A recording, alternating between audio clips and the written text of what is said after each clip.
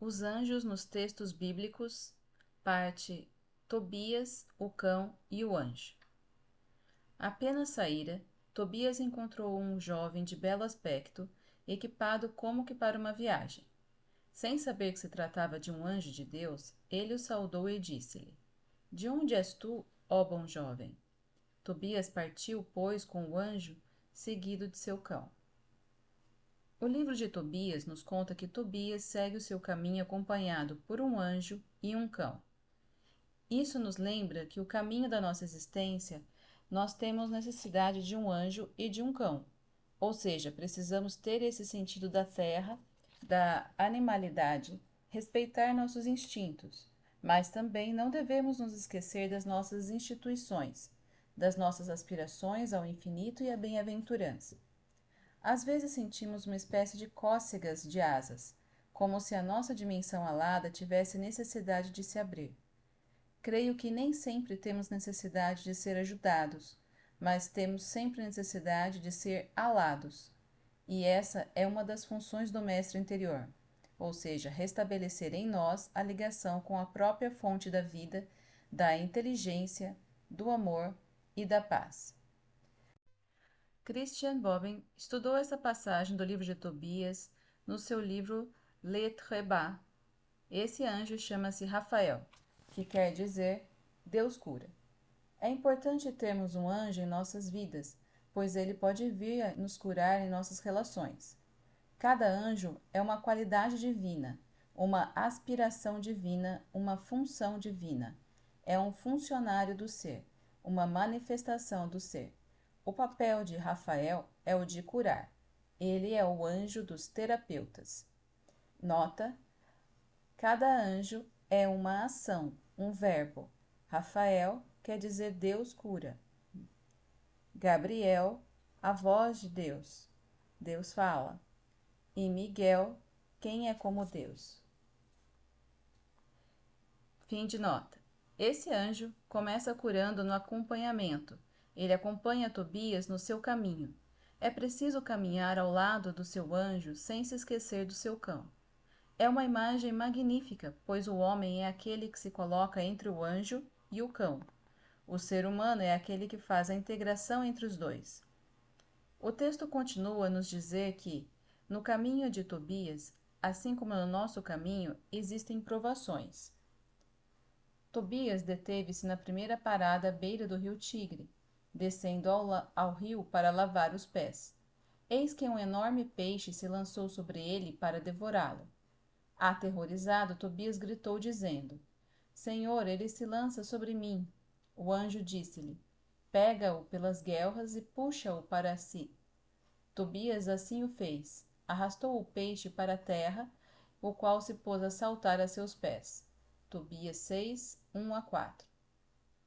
No livro de Jonas, o peixe é um monstro, a sombra, aquilo que nos devora, aquilo que nos prende pelos pés, pela base. O peixe é aquele que vem para nos desequilibrar. No entanto, a voz do anjo nos diz: não fujas, ou seja, encare a sombra. Devemos encarar aquilo que nos machuca, que nos faz mal, que nos morde, que nos devora, que nos corrói. Acreditamos que somos fortes e, de repente, no meio do nosso caminho surge algo que nos morde, nos devora. Muitas vezes esse ferimento é mortal e nossa tentação, nossa tendência é fugir. Se fugirmos do mal, essa sombra vai nos alcançar e corremos o risco de sermos devorados por ela. O anjo lhe disse: Pega-o pelas guelras e puxa-o para ti. Essa é a única maneira de nos livrarmos da sombra e, sobretudo, a única maneira de não a projetarmos sobre ninguém. Rafael é um bom médico, um bom psicólogo. Temos muito talento para acusar o outro daquilo que o outro critica em nós mesmos. Isso pode nos conduzir a dimensões catastróficas. Normalmente isso acontece às pessoas que não encararam sua sombra, que não encararam a vontade de poder que os devora. Até que ponto podemos ser estúpidos, fechados, limitados? Rafael, o anjo da cura, não nos convida a fugirmos da nossa sombra. O anjo não nos dispensa de sermos nós mesmos. Ele nos ajuda a nos tornarmos plenamente humanos, plenamente sujeitos daquilo que nos acontece, e um sujeito é habitado pelas sombras.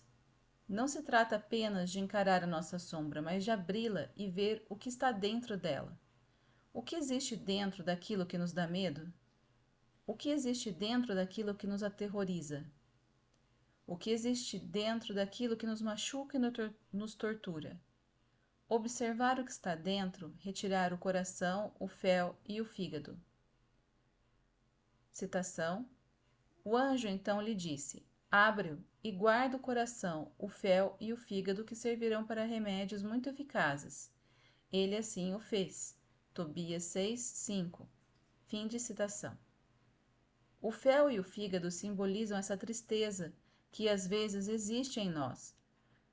É com essa tristeza que nos corrói que poderemos nos transformar, nos curar, pois é isso que precisamos para ser transformado. É com essa tristeza que nos corrói que poderemos nos transformar, nos curar, pois é isso que precisa ser transformado. Não fuja da sua matéria que precisa ser transformada. Não fuja do carvão, pois é com o carvão que fazemos o diamante. Basta introduzirmos luz no carvão. Não fuja das suas provações, não fuja do seu corpo, não fuja da sua matéria, pois é com isso que você vai se tornar um ser de luz. É explorando o fel, explorando tudo aquilo que em nós é triste, violento, ruim, que nós chegaremos ao remédio, um remédio para a inflamação, a pretensão. Aquele que se conhece não tem pressa em acusar o outro das coisas que ele viu no interior dele próprio. O caminho continua e eles encontram Sara. Tobias já ouviu falar de Sara e do seu estranho destino. Cada vez que um pretendente se aproxima, no momento de ir para a cama, ele morre. Citação. Tobias responde a Rafael: Irmão, ouviu falar que ela já foi dada 7 vezes em casamento. Cada vez seu marido morre no quarto de núpcias. Eles morreram na noite em que eles entraram no quarto, e ouvi dizer que há um demônio que os matava. Portanto, tenho um pouco de medo. Tobias 6,14. Fim de citação. Devemos falar sobre nossos medos com o nosso anjo, com esse espírito que habita nas nossas profundezas. É um diálogo do eu com o self. É um diálogo com o nosso mestre interior. O eu interroga a função transcendente. Ele interroga em si aquilo que é mais sábio do que ele, que o acompanhou, que permitiu que ele olhasse as coisas de frente e achasse um remédio para elas. O texto também menciona um mau espírito, um demônio, pois não existem apenas anjos e bons espíritos. Então, do que se trata? O que está acontecendo? O que está acontecendo com Sara? Alguns psicanalistas adoram esse texto por causa da importância dada ao pai de Sara, que está sempre presente. É ela quem cava o túmulo dos pretendentes.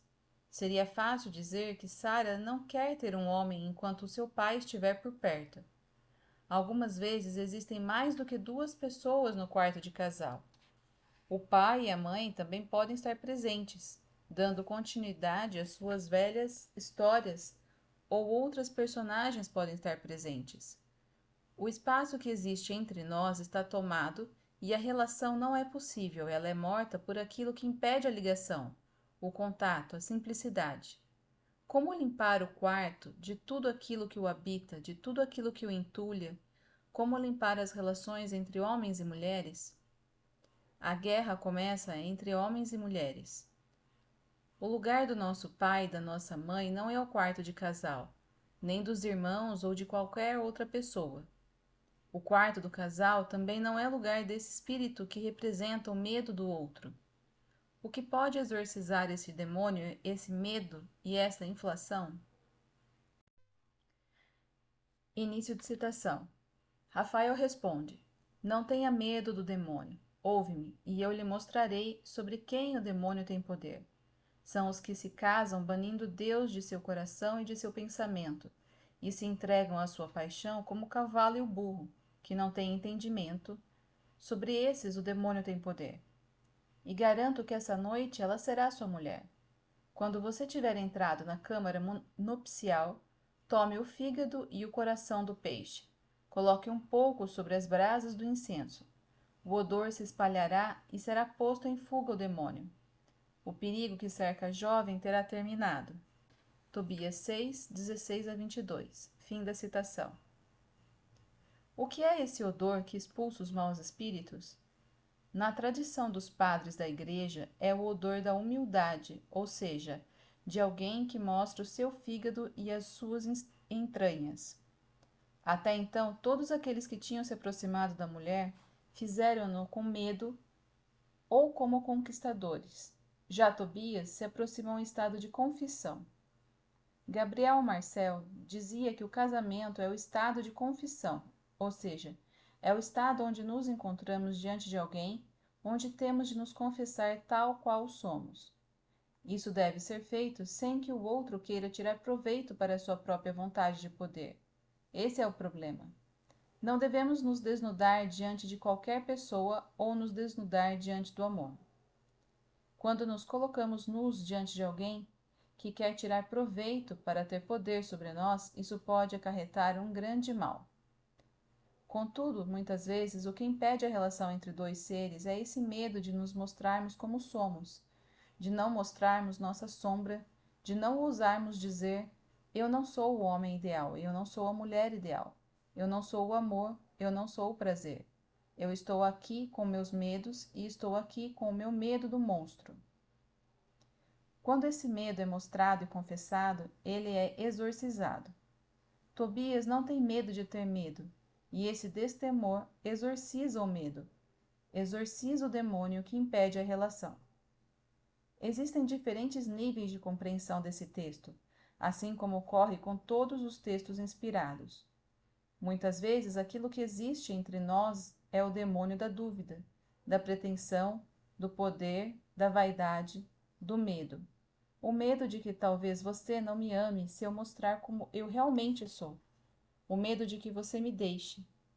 Eu quero que você me veja, mas apenas sobre a luz mais favorável. Eu quero que você veja apenas meu lado bom.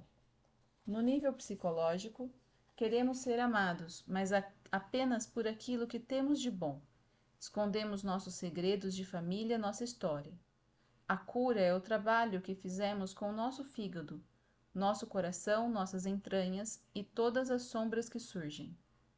Quando nos entregamos a alguém, nós o fazemos na luz, naquilo que temos de melhor, mas nós não escondemos nossas feridas, nós não escondemos nossas sombras. Isso afugenta os demônios. É o anjo da verdade, o anjo da confiança. Devemos realmente convidar um anjo para a nossa cama. Rafael introduz o incenso, a oração, na nossa cama. Orem juntos antes de se unirem. Lembre-se que entre nós existe algo além de nós. Nem sempre convidamos os anjos às bodas, ou seja, nem sempre convidamos o espaço e a luz entre nós, que não falte ar entre nós. O terceiro pode estar faltando. Muitas vezes o terceiro entre nós é o nosso passado, nossas memórias, tudo aquilo que escondemos. No lugar de tudo aquilo que escondemos do outro, trata-se de convidar a luz, de convidar um espírito de paz, um espírito de confiança, sabendo que nossa relação depende de mim, depende de você, mas depende também daquilo que está entre nós. Talvez seja isso que torne a relação possível. De outra maneira, nossa relação estará correndo o risco de morrer, de ser impedida. Devemos convidar a transcendência a estar presente nos momentos mais carnais da nossa existência. Por que esconder esses lugares de nós mesmos, essas relações? Por que não fazer delas um ato espiritual? Por que não convidar o anjo a estar presente nesses momentos, convidar o Espírito que vai santificar essa união? O amante, a amada e o amor.